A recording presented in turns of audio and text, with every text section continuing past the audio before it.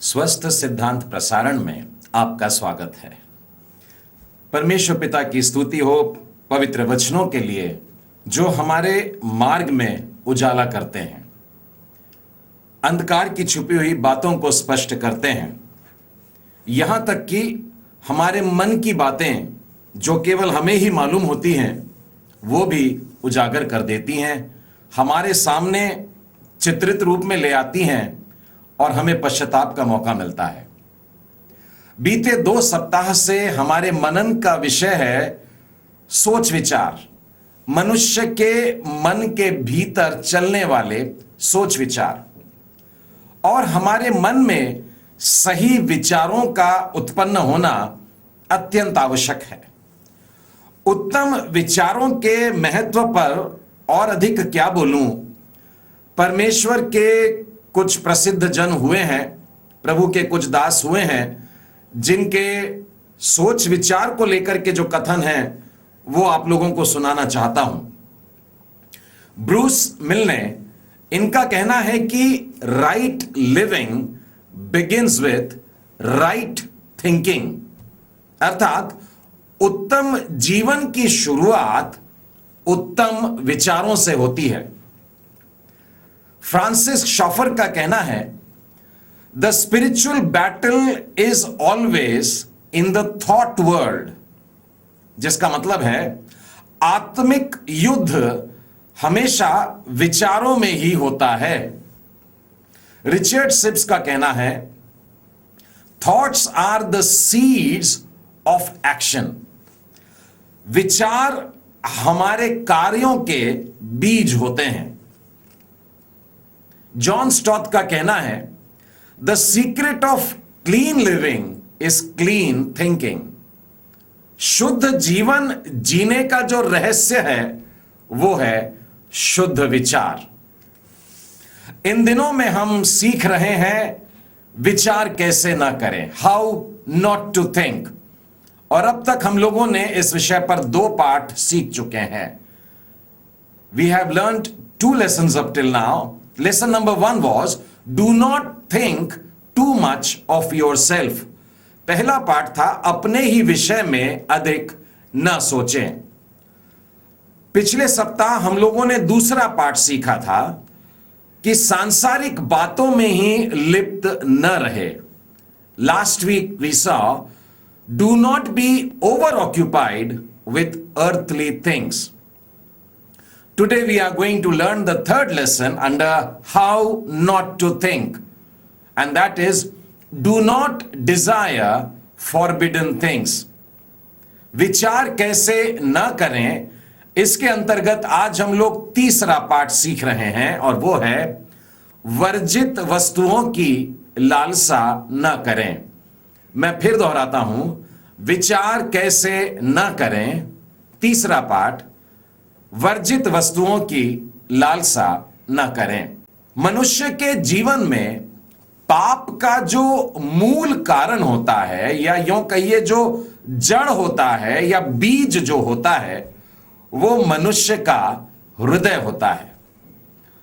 Romeo के नाम पौलुस प्रेरित की पत्री और उसके पहले अध्याय में और उसके 21वें वचन से आगे यूं लिखा है, इस कारण परमेश्वर को जानने पर भी उन्होंने परमेश्वर के योग्य बड़ाई और धन्यवाद न किया। यह उन मनुष्यों के बारे में बात कही जा रही है जो परमेश्वर को जानते थे, परमेश्वर के विचारों को छोड़ दिया और दूसरी बातों में लग गए, सांसारिक बातों में लग गए, शैतान की बातों में लग गए। ये वे लोग हैं जो परमेश्वर को जानने के बावजूद परमेश्वर के योग्य बड़ाई और धन्यवाद न करते हुए व्यर्थ विचार करने लगे।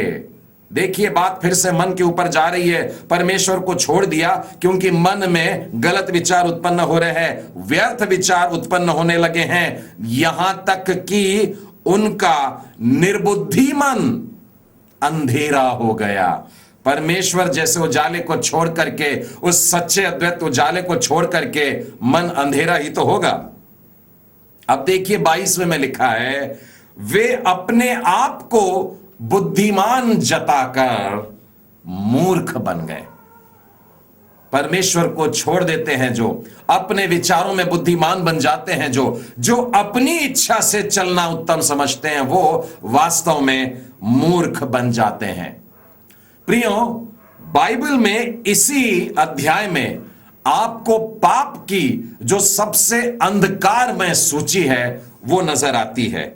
यदि आप 23वें वचन से चलते हुए इस अध्याय के अंत तक पहुंचे तो मनुष्यों के बड़े भयानक भयानक काम, बड़े गंदे काम, पाप की सूची दी हुई है।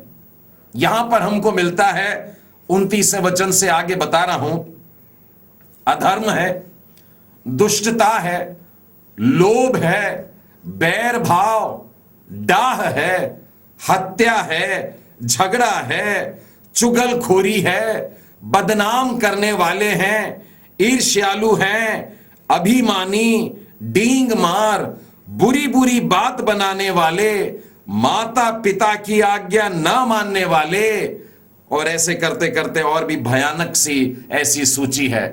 इनमें से कई एक ऐसे पाप है जो बोलने को भी बड़ा भयानक सा लगता है, शरीर पर कांटे उठाते हैं कि मनुष्य अपने मन में इस प्रकार के बुरे बुरे विचार ला सकता है, इतने गंदे और घिनौने काम कर सकता है, अपने सच्चे जीवते परमेश्वर को छोड़ सकता है। देखिए फिर परमेश्वर क्या करता है इनके साथ। पहले अध्याय के 28वें वचन में लिखा है, जब उन्होंने परमेश्वर को पहचानना न चाहा, जब उन्होंने ऐसी इच्छा जाहिर न करी कि परमेश्वर के करीब आए, उसको देखें, उसको पहचाने, उसको जाने, तब परमेश्वर ने भी उनको उन्हीं के निकम्मे मन पर छोड़ दिया। कैसा मन? निकम्मा मन। उन्हीं के निकम्मे मन पर छोड़ दिया कि वे अनुचित काम करें। मनुष्यों ने परमेश्वर को छोड़ दिया और उसी में लगे रह गए। परमेश्वर ने मौका दिया, जब लोग पलट करके नहीं आए तो बाइबल कहती है परमेश्वर ने भी उनको उन्हीं के निकम्मे मन पर छोड़ दिया कि वे अपने अंधेरे अनुचित कार्यों को करते रहें। प्रियो, बाइबल हमें मत्ती रचित सुसमाचार के 15वें अध्याय और उसके 19वें वचन में इस प्रकार से कहती है, जो कुछ मनुष्य के मुंह से निकलता है, मैं 18वां वचन बोल रहा हूं, वह मन ही से निकलता है। मुंह में निकलने वाली बातें वास्तव में मन से निकलती है। मनुष्य को यही तो अशुद्ध करती हैं, क्योंकि 19वां वचन, बुरे विचार, हत्या, परस्त्री गमन, व्यभिचार, चोरी, झूठी गवाही और निंदा मन ही से निकलते हैं। ये सारे घिनौने काम जो हैं ये मन ही से निकलते हैं। हत्या की जाती है जब मन में ऐसी बात उत्पन्न होती है, ईर्ष्या उत्पन्न होती है, क्रोध उत्पन्न होता है, और तो और बुरे विचार मन में आ रहे हैं। पर स्त्री गमन, अपनी पत्नी को छोड़ किसी और के लिए अपने मन में विचार आ रहे हैं। व्यभिचार की बातें, चोरी करने की, झूठ बोलने की, निंदा करने की, ये सारे के सारे मन ही से निकलती है। बेहद जरूरी है कि हम इस बात को ध्यान में रखें कि हमारे मन में सही विचार उत्पन्न होना चाहिए। मनुष्य पाप के विचारों में फंसता कैसा है? याकूब की पत्री और उसके पहले अध्याय में इस बात का जो प्रस्तुतिकरण है वो बड़े ही सुंदर चित्रण में किया गया है। मैं चाहता हूं कि आप भी याकूब की पत्री उसका पहला अध्याय और उसके 13वें वचन से 16वें वचन तक मेरे साथ साथ चलिए। यहां पर यूं लिखा है, जब किसी की परीक्षा हो तो वह यह ना कहे कि मेरी परीक्षा परमेश्वर की ओर से होती है, क्योंकि न तो बुरी बातों से परमेश्वर की परीक्षा हो सकती है और न ही परमेश्वर किसी की परीक्षा आप करता है। कभी भी पाप में फंसाने वाली बातें जैसे हो, कभी मत कहना कि यह परमेश्वर की ओर से हो रहा है, कि मुझको इस गलत काम की ओर परमेश्वर का आत्मा ले जा रहा हो, ऐसा मत कहना। बाइबल स्पष्ट कह रही है, लिखा है 14वें वचन में, परंतु प्रत्येक व्यक्ति अपनी ही अभिलाषा के द्वारा खींचकर और फंसकर परीक्षा में पड़ता है। फिर अभिलाषा गर्भवती होती है और होकर पाप को जनती है, और पाप जब बढ़ जाता है तो मृत्यु को उत्पन्न करता है। तो यहां पर आप एक लड़ी देख रहे हैं कि क्रमवार कैसे धीरे धीरे धीरे मनुष्य मृत्यु की तरफ बढ़ता जा रहा है। सबसे पहले तो मनुष्य के अंदर, उसके मन के अंदर कुछ इच्छाएं उत्पन्न हुई, और वो इच्छाएं इतनी तीव्र हो गईं, वो अभिलाषाएं बन गई। अब वो चाहिए ही। अब उस अभिलाषा के कारण परीक्षा में पड़ गए, और उस परीक्षा में फंस करके पाप हो गया, और वो पाप को किया, पाप को करते रहे, और करते करते हुआ ये कि मृत्यु आ गई। वास्तव में आप देखेंगे मृत्यु क्यों आई, तो बाइबल कहती है कि मृत्यु इसलिए आई क्योंकि पाप आ गया था। अब यह पूछिए कि पाप क्यों हुआ, तो पता लगता है कि हम प्रलोभन में पड़ गए थे। अब हम प्रलोभन में फंस गए थे, तो क्यों फंसे, तो उसका उत्तर मिलता है कि हमारी अभिलाषाएं उठ रही थी। और ये अभिलाषाएं कहां उठ रही थी? हमारे मन में उठ रही थी। तो वास्तव में हमको जो मृत्यु की तरफ कोई ढकेल के ले जा रहा है, तो वो है हमारे मन के वो भयानक विचार और वो वर्जित बातें जो हमारे मन में नहीं होना चाहिए। आज का हमारा पाठ हमसे यही कह रहा है कि वर्जित वस्तुओं की लालसा न करें। जिन चीजों की मनाही की गई है, जो मना है, उनके बारे में सोचना भी नहीं है। उनकी सोच भी लाएं, उनका विचार भी आया तो अभिलाषा आएगी, और फिर परीक्षा होगी, और उसमें गिर गए, पाप हो गया, और फिर मृत्यु आ जाएगी। देखिए, दूसरे कुरिन्थी में लेकर के चलता हूं, और उसके 11वें अध्याय के 3 वचन में यूं लिखा है। दूसरा कुरिन्थी उसका 11वां अध्याय और 3 वचन। यहां पे पौलुस प्रेरित कुरिन्थुस की कलीसिया के लिए यूं लिख रहा है, मैं डरता हूं कि जैसे सांप ने अपनी चतुराई से हव्वा को बहकाया था, वैसे ही तुम्हारे मन उस सिधाई और पवित्रता से जो मसीह के साथ होनी चाहिए, कहीं भ्रष्ट ना किए जाएं। हमारे मन के लिए चिंतित हैं। प्रभु के प्रेरित लोग हमारे मन के भटक जाने से चिंतित हो जाते हैं। प्रियो, अपने अपने मन की चौकीदारी करने की जरूरत है। हमारे मन की सिधाई और पवित्रता बिल्कुल उसी के अनुरूप रहे जैसे प्रभु यीशु मसीह की है, क्योंकि शैतान लगातार चाहता है कि वो हमारे मन पर आक्रमण करे, क्योंकि उसने आदि से यही कोशिश किया। उसने आदम और हवा के साथ में भी यही खेल खेला। उसने हवा के मन में एक शंका उत्पन्न की, वो मन पर आक्रमण करता है।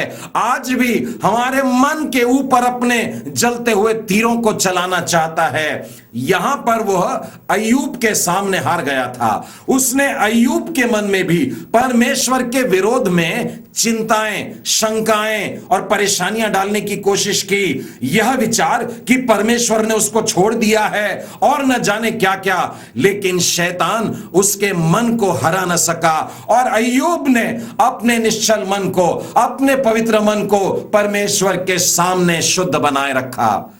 उसने कहा, प्रभु धन्य है, वही देता और वही लेता है। शैतान हार गया, और यही कारण है कि शैतान अब उसके मन से हटकर परमेश्वर से अनुमति मांगता है कि मैं इसके शरीर को जरा छू कर तो देखूं, इसके शरीर को बीमारियों से भर करके देखूं, किसी तरह मनुष्य से पाप करवाऊं।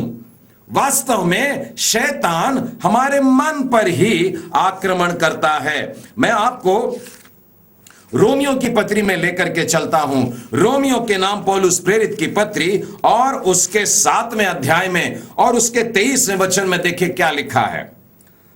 परंतु मुझे अपने अंगों में दूसरे प्रकार की व्यवस्था दिखाई पड़ती है, जो मेरे बुद्धि की व्यवस्था से लड़ती है। जो मेरे मन से लड़ती है, ऐसी कुछ बातें हैं जो शरीर में आ गई हैं, और ये बातें मुझे पाप की व्यवस्था के बंधन में डालती है जो मेरे अंगों में है। अर्थात हमारा शरीर जो है और उसकी इच्छाएं जो हैं, हमारे मन और हमारी मन की इच्छाओं से, हमारी आत्मा से मानो लगातार लड़ते रहते हैं, युद्ध करते रहते हैं। रोमियो के 8वें अध्याय में 5वें, 6वें और 7वें वचन में और भी स्पष्ट लिखा है, क्योंकि शारीरिक व्यक्ति शरीर की बातों पर मन लगाता है।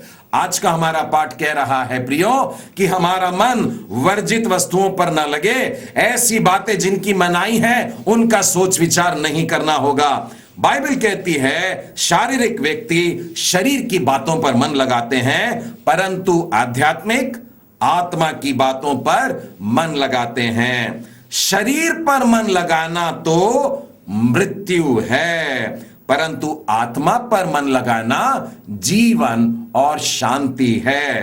क्योंकि शरीर पर मन लगाना तो परमेश्वर से बैर रखना है, क्योंकि न तो परमेश्वर की व्यवस्था के अधीन है और न हो सकता है। जो शारीरिक दशा में है वे परमेश्वर को प्रसन्न नहीं कर सकते। हमें सचेत रहना है, हमें लापरवाह नहीं रहना है, हमें जागृत रहना है और अपने चारों तरफ एक ढाल बना के रखना है। एक कंपाउंड की दीवार के समान हम लोगों को बना लेना चाहिए। नीति वचन के 25वें अध्याय में चलिए और उसके 28वें वचन में देखिए कितना स्पष्ट लिखा है। जिसकी आत्मा वश में नहीं है, जिसके विचार वश में नहीं है, जिसके सोच विचार इधर उधर भागते हैं, भटकते हैं, बुरी बुरी बातों की तरफ चले जाते हैं, वह ऐसे नगर के समान है जिसकी शहरपना घेराव करके तोड़ डाली गई है। कोई शहर है जिसकी शहरपना तोड़ दी गई है, यह वो शहर बन जाता है जिसमें कोई भी प्रवेश करेगा।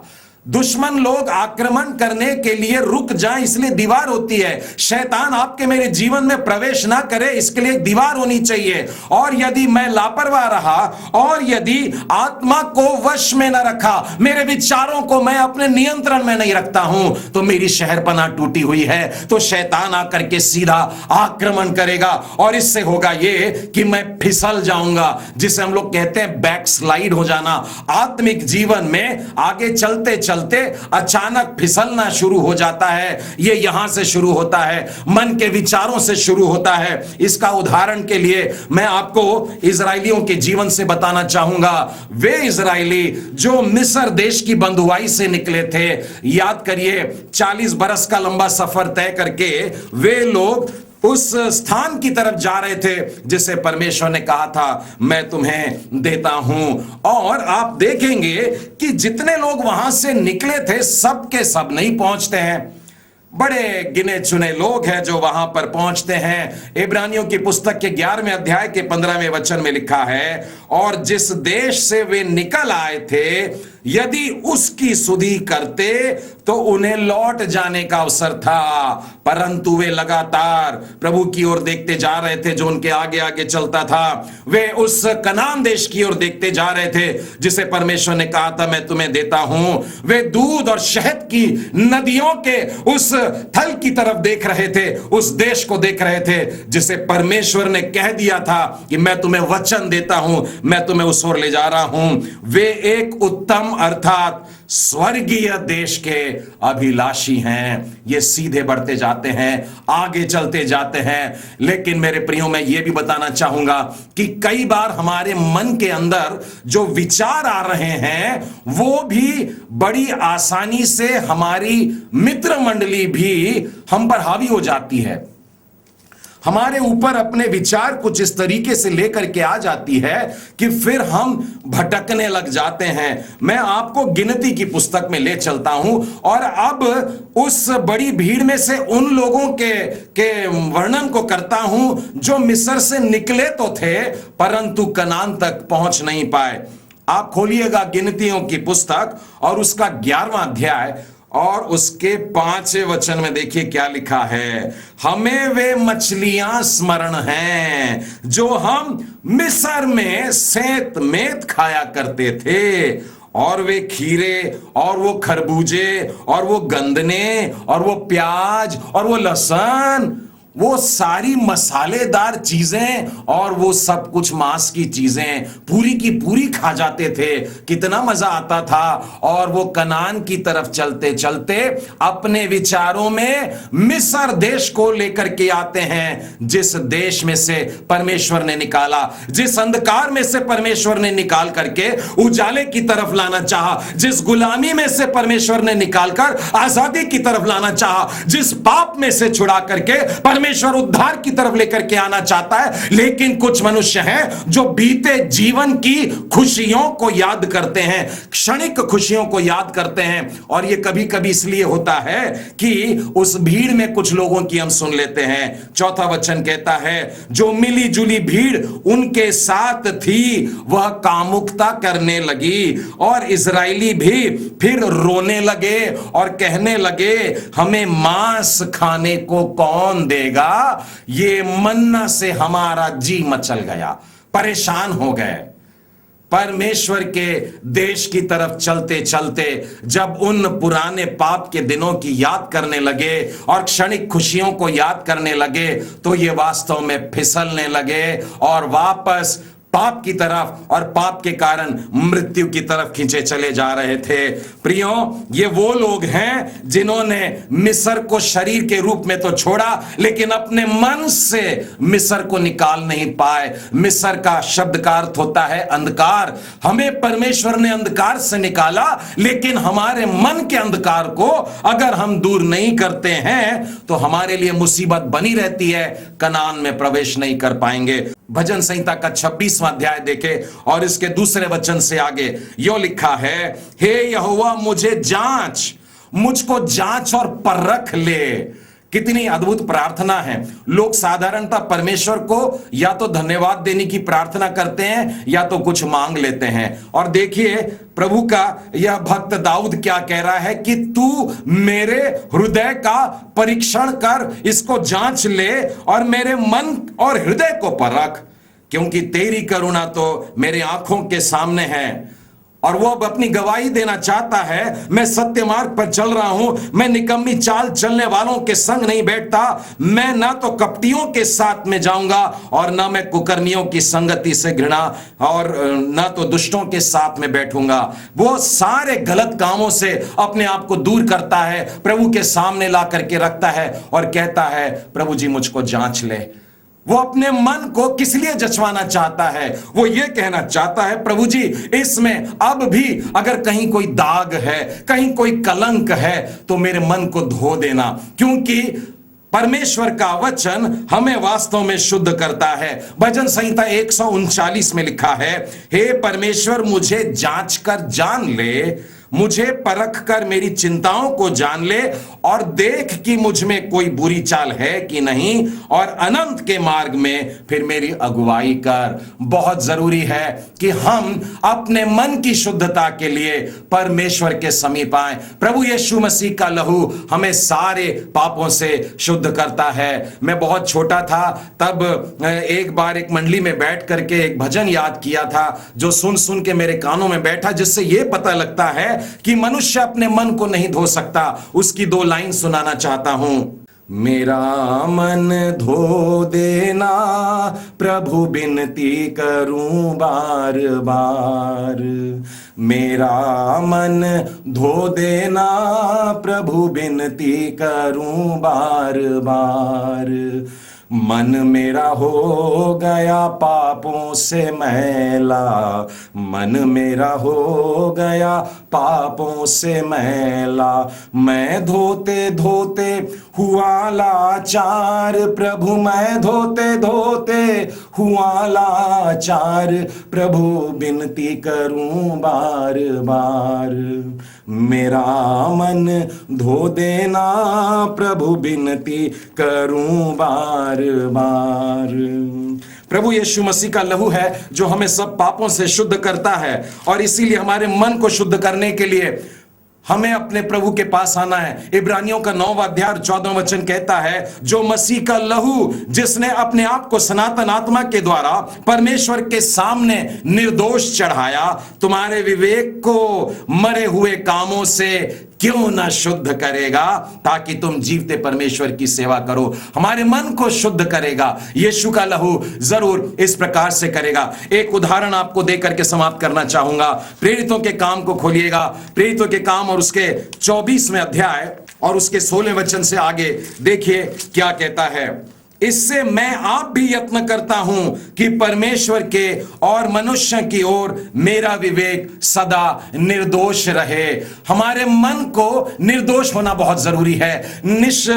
उसके अंदर कोई काले दाग नहीं होना चाहिए, कोई गंदगी नहीं, एकदम शुद्ध होना चाहिए। इसके अंदर कोई वर्जित वस्तु नहीं होना चाहिए, कोई मना किया हुआ विचार नहीं होना चाहिए, क्योंकि जब हम ऐसा करते हैं तो प्रभु यीशु मसीह के लिए जैसा लिखा गया इब्रानियों के पहले अध्याय और 9वें वचन ने, तूने धर्म से प्रेम रखा और अधर्म से बैर रखा, प्रभु यीशु के बारे में है। इस कारण तेरे परमेश्वर ने तेरे साथियों से बढ़कर हर्ष रूपी तेल से तेरा अभिषेक किया है। और यही बात, यही आशीष परमेश्वर हमारे लिए भी रखना चाहता है। यदि हम अपने मन को बचाए रखते हैं, शुद्ध रखते हैं, प्रभु यीशु के लहू के द्वारा इसको पवित्र रखते हैं। हाउ नॉट टू थिंक, विचार कैसे न करें।